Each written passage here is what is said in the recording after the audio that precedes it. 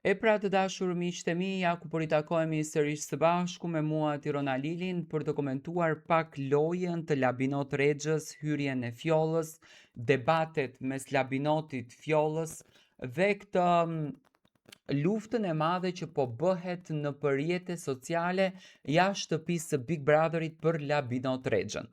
Labi, siç duket, ka hyrë me një lojë shumë interesante, një lojë në fakt që është tepër provokative për banorët, sepse Labi preferon të godet në pikën më të dhimbsur, në atë që është familja dhe shumë e shenjtë për banorët brenda shtëpisë së Big Brotherit, por siç duket Labit nuk i dridhet fare qërpiku dhe dëshiron ta çon gjën e vet sa më lart.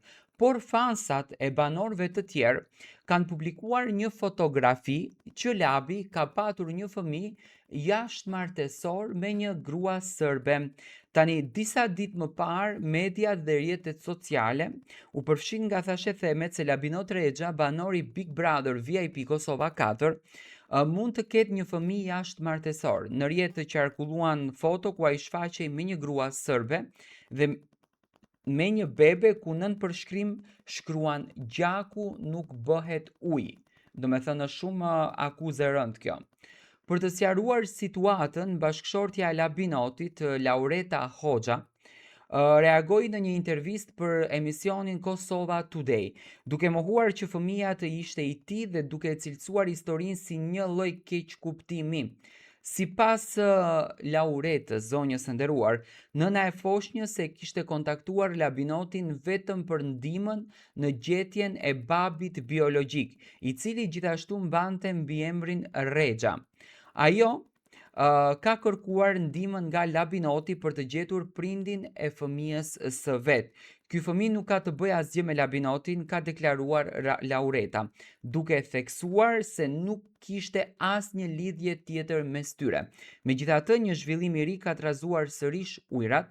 Profili nënës së fëmijës publikoi një foto ku Labinoti shihet duke puthur foshnjën, shoqëruar me përshkrimin vetëm familje, ju faleminderit. Ky imazh dhe përdorimi i termit familje duket se bie ndesh me versionin e dhënë nga zonja Lauret, sipas të cilit Labinoti ishte thjesht një ndihmës i rastit. Mbetet e paqartë nëse përdorimi i termit familje është thjesht një shprehje mirënjohje apo në kupton diçka më të thellë. Publiku pritet të ndjek zhvillimet e ardhshme për të kuptuar nëse kjo foto rrëzon alibin e Lauretës apo nëse ekzistojnë detaje që ende në fakt nuk janë bërë publike rreth Labinot Rexhës. Tani, fenomene të këtilla, do me thënë kjo është të kalosh përtej privatësisë. Realisht kjo që po dëgjoj dhe kjo që po lexoj dhe kjo që po sjell tek ju, është që publiku ka kaluar përtej privatësisë. Unë e kuptoj urrejtja që krijohet brenda shtëpisë së Big Brotherit nga fansat, sepse mund të preket një banor i preferuar, mund të preket një banor që ato e duan më shumë, që simpatizojnë etj etj. Por, do të thënë të arrihet deri në këtë nivelin që të nxirret një fotografi që këtu thuhet në fakt që është nga Instagrami i nënës në fjalë, por Instagrami i nënës është një Instagram, do me thënë që ka emër Fani, që nënkupton që nuk është Instagrami i zonjës sërbe, e cila mund të ketë publikuar këtë fotografi. Do me thënë, është një Instagram, është një foto e publikuar nga dikush që mund ta përdorën këtë Instagrami, sepse po të ishte nga vetë gruaja në fjalë, do të thënë do kishte emër dhe mbiemër Instagrami, nuk mund të ishte një Instagram me akont të rejshëm.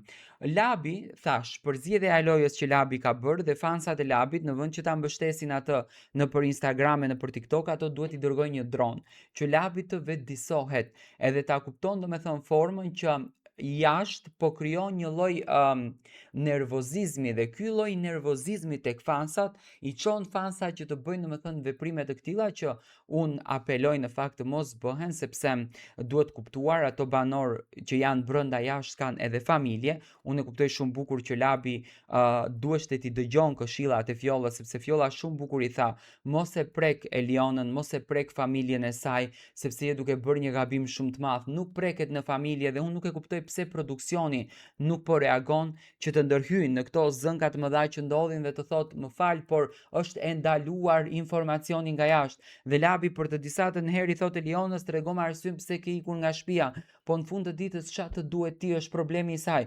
Ti aty ke hyrë për të luajtur, nuk ke hyrë për ta kuptuar pse Eliona ka dalë nga shtëpia dhe çfarë e çon Elionën të del nga shtëpia.